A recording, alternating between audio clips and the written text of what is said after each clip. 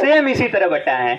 हमारे तमाम वक्ताओं ने बड़ी बड़ी बातें कही, सारी बातें हमको लगता हो गई हैं। हरिंदर भैया ने तो मंडल कमीशन पर पूरा अपना एक जो आख्यान है पूरा रख ही दिया है। ओबीसी दिवस हर मायनों में बहुत इम्पोर्टेंट है। आज का दिन 7 अगस्त, आज का जो हमारा दिन है साथियों, यह किसी क्रांति से कम नहीं था। इस देश में 2 आज़ादी मिली इस देश को। पहली आज़ादी थी जो गोरों से हम लोग लड़के अपने देश को आज़ाद किए।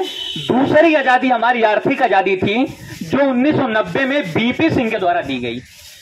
इस पे एक बड़े रूप में एक अच्छा प्रकाश हरिंदर भैया ने डाल दिया है। मैं उस पे बात कम करूंगा, लेकिन इतना बताऊंगा कि सन 1979 से लेके 1990 के बीच जो 10 साल का संघर्ष साथियों हमारा आपका सभी का रहा है, यह जो 10 साल का संघर्ष रहा है, यह हमें एक उस मुकम्मल मुकाम तक पहुंचाया जहां से हमें 27% का रिजर्वेशन सरकारी नौकरियों में मिला। सर ने बड़ी अच्छी बात कहा है कि 50% आरक्षण की व्यवस्था सुप्रीम कोर्ट ने कहा था करने के लिए। मेरा आपसे एक सवाल है, जिसकी पूरी आबादी ही 10% हो, उसको आप 10% ईडब्ल्यूएस बना के फिर कैसे दिए? जिसकी पूरी आबादी 52% उस दौर में बताई गई, उसको 27% का जब रिजर्वेशन मिलता है, वो भी 10 साल के इतने बड़े संघर्ष के बाद, तो आप हमको बताइए, वरुण आप भैया बैठे हैं, आप हमको बताइए कि किस आधार पे मात्र 3 महीने में ईडब्ल्यूएस का लेके उनको 10% का मतलब आरक्षण में छूट मिली, किस बेस पे मिली? और जो ईडब्ल्यूएस की प्रक्रिया है, इसमें कोई गरीब वरीब नहीं है। इसमें जो पढ़ता है वही ईडब्ल्यूएस में, उनके में जो पढ़ाई कर रहा है वही ईडब्ल्यूएस में भरता है फॉर्म, और नहीं कोई भरता है। उसमें सारे के सारे लोग भरते हैं। और ये जो प्रक्रिया बनाई गई यह बहुत खतरनाक है। यह बहुत, आज बताइए जो हमारा ओबीसी का कट ऑफ है ईडब्ल्यूएस से कम जा रहा है। उससे मतलब जहां पे अगर 50 नियुक्तियां हैं तो 30 ईडब्ल्यूएस लेके जा रहा है, 20 में और सारे लोग सिमट के रह जा रहे हैं। तो मैं मंडल कमीशन पर कम बात करते हुए हमारे विषय में मंडल अधूरा क्यों, जाति जनगणना और नागरिकता का सवाल। तो मैं आज इस नागरिकता के सवाल पर बात करूंगा, जिस पर मुझे लगता है कि मेरे पहले वाले वक्ताओं से जो चीजें स्किप हो गई हैं, छूट गई हैं। साथियों, नागरिकता का सवाल क्या है? आप हमको बताइए कि आप इस देश के नागरिक हैं, इसके लिए आपको किस चीज की जरूरत है?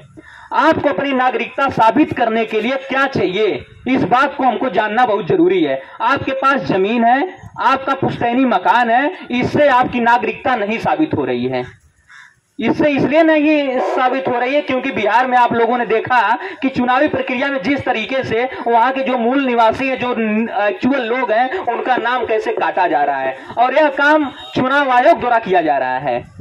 इस देश में चुनाव आयोग एक स्वतंत्र संस्था है, स्वतंत्र और निष्पक्ष संस्था है, लेकिन इस बात पर आप विचार करिए, जब उसके मुख्य सचिव का चुनाव होता है तो उसमें कौन से लोग शामिल होते हैं और उनको नियुक्ति कौन दिलवाता है? सवाल यह है, ये जो बिहार में हो रहा है एसआईआर के नाम पे, वह कल पूरे देश में होगा, या उत्तर प्रदेश में भी होगा, या झारखंड में भी होगा, या गुजरात में और महाराष्ट्र में भी होगा। क्योंकि वर्तमान सरकारें हमारी समझ चुकी हैं कि अब इस देश में हिंदू मुस्लिम का जो फैक्टर हमारा है थोड़ा सा कमजोर पड़ रहा है। जब उनको यह बात पता चल गई कि ये फैक्टर थोड़ा कमजोर पड़ रहा है, इसलिए उन्होंने रोहिंग्या मुसलमानों के नाम पर, जो बांग्लादेशी घुसपैठी है उनके नाम पर आपकी नागरिकता के साथ छेड़छाड़ कर रहे हैं। आप बताइए, आपके पिताजी, आपके बाबा जी जो मतलब 100 साल पहले से लेके इस जगह पे हैं, आपको उसके बाद भी ration card, Aadhaar card, PAN card, voter card मान्य नहीं है। एक स्पेशल सर्टिफिकेट बिहार सरकार में जिस प्रकार निर्वाचन आयोग बना रहा है, उसी प्रकार के उत्तर प्रदेश में बनने की बात आएगी। और आज जरूरी है इन सवालों पर, इन मुद्दों पर हम खुल के बात करें। यह पूर्णतः गलत है। अभी बिहार में क्या हुआ कि एक कुत्ते का बना दिया गया, एक कुत्ते का नागरिकता प्रमाण पत्र बना दिया गया, उसके बाद डोनाल्ड ट्रंप का बना दिया गया।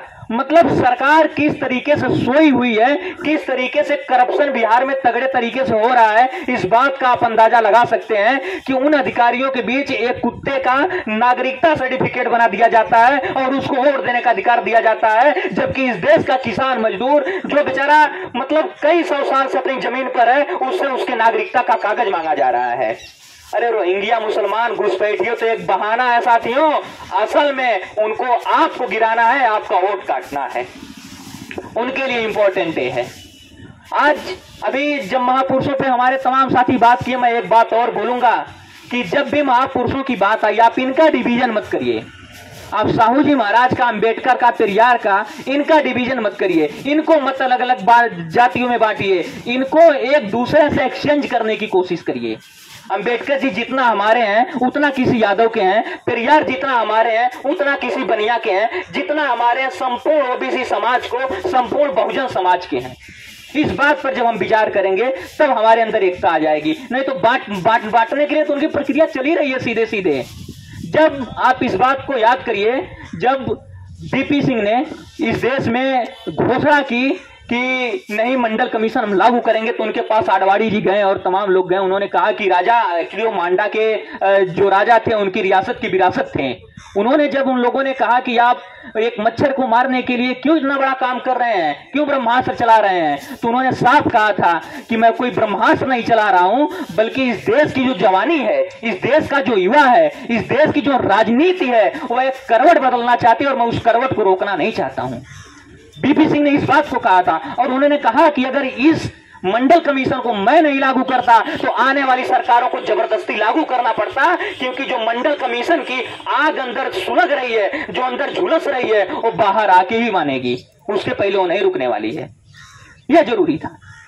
मंडल कमीशन जब लागू हुआ, आप बताइए कि किस तरीके से इस देश के वो दंगों में झोंका गया, इस देश में किस तरीके से आतताइयों द्वारा इस देश में दंगा मतलब करवाए गए, सुसाइड करवाए गए, आगजनी की गई। ये क्यों की गई और ये करने वाले लोग कौन थे? जब साथियों हम सभी लोग इस पर विचार करेंगे तब हमारे सामने खुल कर आएगा कि हमारा असली विरोधी कौन है।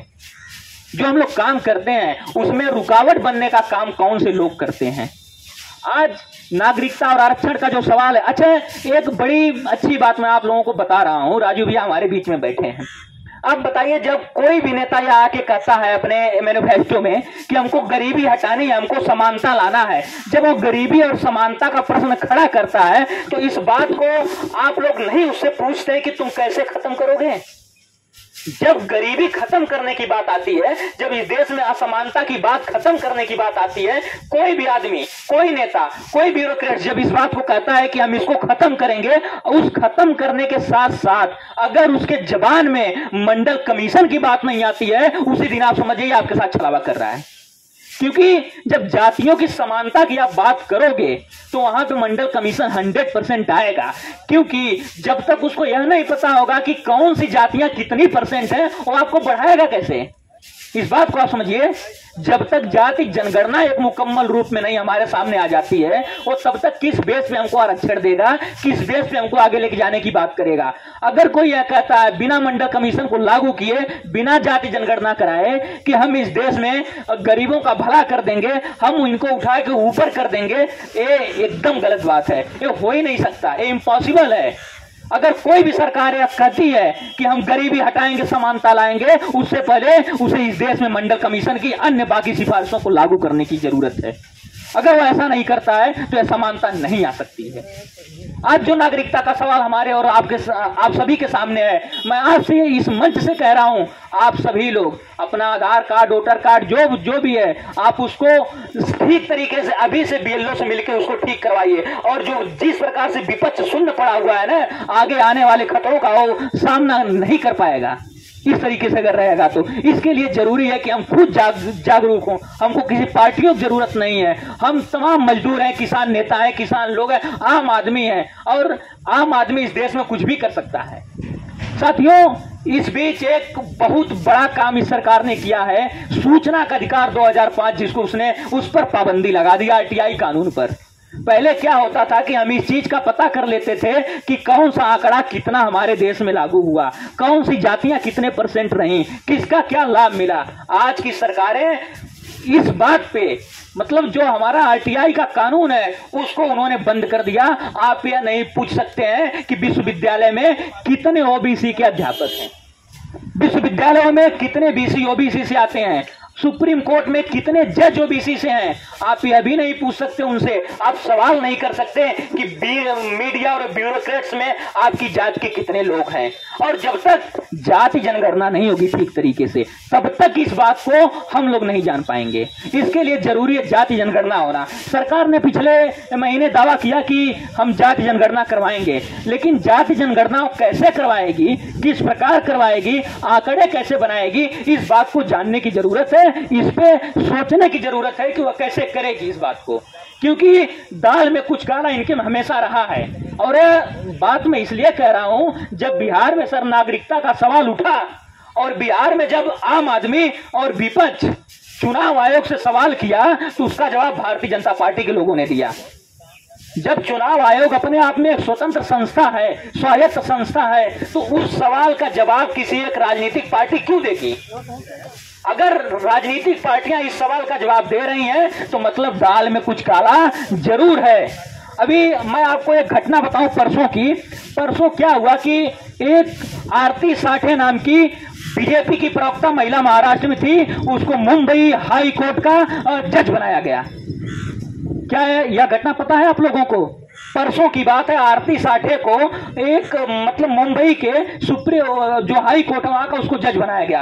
आज तक हम लोग सिर्फ सुने थे कि जो आदमी सुप्रीम कोर्ट का जज रहा हो, जो सुप्रीम कोर्ट में रहा हो, उसके सेवानिवृत्त होने के बाद उसको राज्यसभा मिला है, उसको लोकसभा में जगह मिली है, वो आदमी चुनावी प्रक्रिया में शामिल हुआ है, उसको सत्ता से लाभ मिला है। लेकिन एक पहला मामला देखने को हमारे सामने मिला है कि एक बीजेपी की प्रवक्ता अपना प्रवक्तागिरी छोड़ के महाराष्ट्र में मुंबई हाई कोर्ट की जज बनती है। इस सवाल पर आप हमारे तमाम साथी बताइए कि वह न्याय कहां तक करेगी और किसके पक्ष में करेगी? वो अभी कल तक हमारे पार्टी की प्रवक्ता थी, हमारा नमक खाई, हमारी चीजें की। आप हमको बताइए कि वो आपके पक्ष में न्याय कैसे करेगी कल को जाके? ऐसे जो स्वायत्त संस्थाएं हैं उसमें अगर इस प्रकार से नियुक्तियां होंगी, इस प्रकार से भर्तियां होंगी, तो इस देश के हालात क्या होंगे, इस पर विचार करने की आज जरूरत है।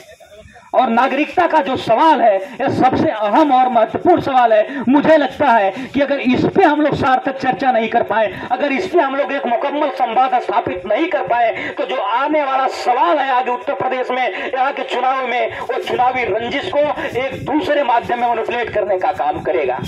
इसलिए हमें जरूरत है इन सब चीजों को समझते हुए अपने काम को आगे बढ़ाने की। इन्हीं सब बातों के साथ साथियों मैं अपनी बात को विराम देता हूं। जय मंडल, जय संविधान।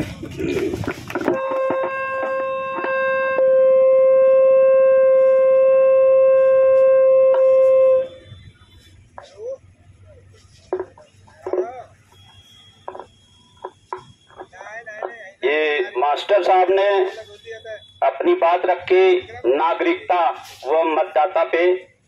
कौन भारत का नागरिक है, कौन भारत का मतदाता है, इसको special intensive revision SIR special intensive revision के नाम पे सरकार, केंद्र सरकार जो है बिहार में ये दोबारा जो है मतदाता का वेरिफिकेशन करवा रही है। वोटर लिस्ट वेरिफिकेशन प्रोसेस, इसका नाम दिया वोटर लिस्ट वेरिफिकेशन प्रोसेस। इसका मतलब